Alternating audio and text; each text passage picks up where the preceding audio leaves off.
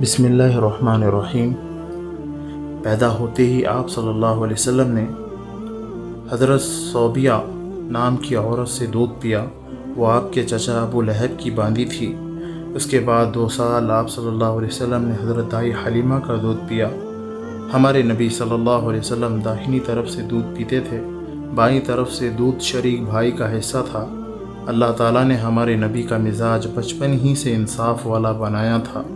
گویا انصاف ہمارے نبی صلی اللہ علیہ وسلم کی پیدائشی عادت تھی۔ جب ہمارے نبی صلی اللہ علیہ وسلم چلنے لگے تو دودھ شریک بھائیوں کے ساتھ آپ بھی بکریاں چرانے جایا کرتے تھے۔ گویا کما کر کھانا آپ کی پیدائشی عادت تھی۔ 2 سال بعد جب دودھ چھڑایا گیا تو حضرت دائی حلیمہ حضور صلی اللہ علیہ وسلم کو مکہ مکرمہ لے گئیں تاکہ آپ صلی اللہ علیہ وسلم کو آپ کی والدہ ماجدہ بی بی آمنہ کے حوالے کر دیں، مگر مکہ مکرمہ میں اس وقت طاعون کی بیماری پھیلی ہوئی تھی۔ حضرت دائی حلیمہ حضور پاک صلی اللہ علیہ وسلم کی برکتوں سے پہلے ہی فائدہ اٹھا چکی تھی۔ جیسا کہ دائی حلیمہ کی بکریوں کا دودھ بڑھ گیا، بہت دنوں سے مکہ مکرمہ میں بارش نہیں ہوئی تھی، تو آپ کی برکت سے بارش ہوئی، کھانے پینے کی چیزوں میں برکت ہوئی۔ جو چیز 2 دن کی خرچ کی تھی وہ 4 دن تک استعمال میں آتی تھی۔ 4 سال بعد آپ صلی اللہ علیہ وسلم پھر والدہ ماجدہ بی بی آمنہ کی گود میں آئے۔ آنکھوں کو ٹھنڈک پہنچانے لگے، دل کو خوشی ہونے لگی۔ جب آپ صلی اللہ علیہ وسلم کی عمر 6 برس کی ہوئی تو آپ صلی اللہ علیہ وسلم کی والدہ آپ کو لے کر اپنے رشتہ داروں میں مدینہ منورہ گئیں۔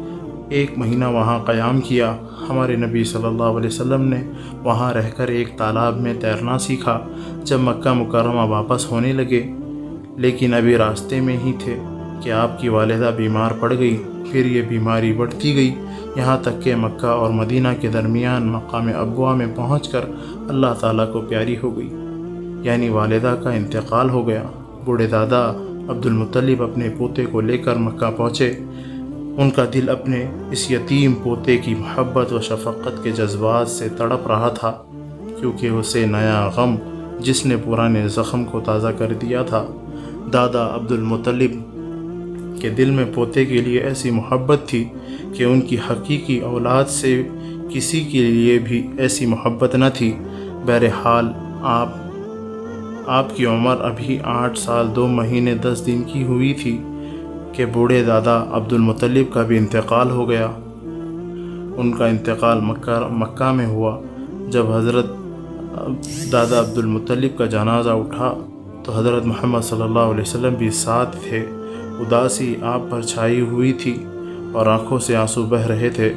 ہمارے نبی صلی اللہ علیہ وسلم دادا کے انتقال کے بعد آپ کے چچا ابو طالب کی پرورش میں گئے۔ دادا صاحب نے اپنے انتقال سے پہلے ہی ابو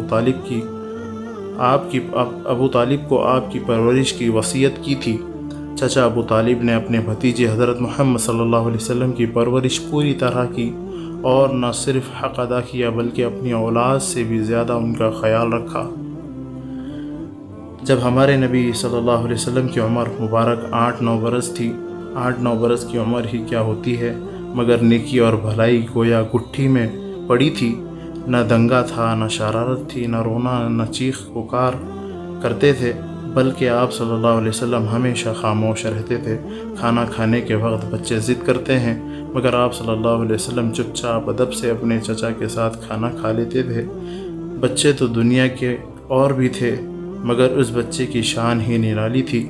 8-9 برس کی عمر میں یہ فکر بھی ہو گیا کہ اپنا بوجھ چچا پر نہ ڈالے، اس لیے مزدوری پر بکریاں چرانی شروع کر دی۔ چچا ابو طالب تجارت کے ارادے سے ملک شام جانے لگے تو آپ صلی اللہ علیہ وسلم ان کے ساتھ ہو گئے، تجارت کے لیے ان کے ساتھ ہو گئے کہ ہم بھی آپ کے ساتھ تجارت کے لیے چلیں گے۔ اس وقت آپ صلی اللہ علیہ وسلم کی عمر 12 برس 2 مہینے 10 دن تھی۔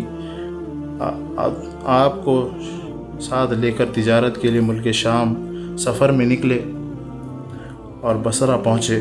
بصرہ ملک شام کا ایک مقام اور اس کی راجدھانی ہے۔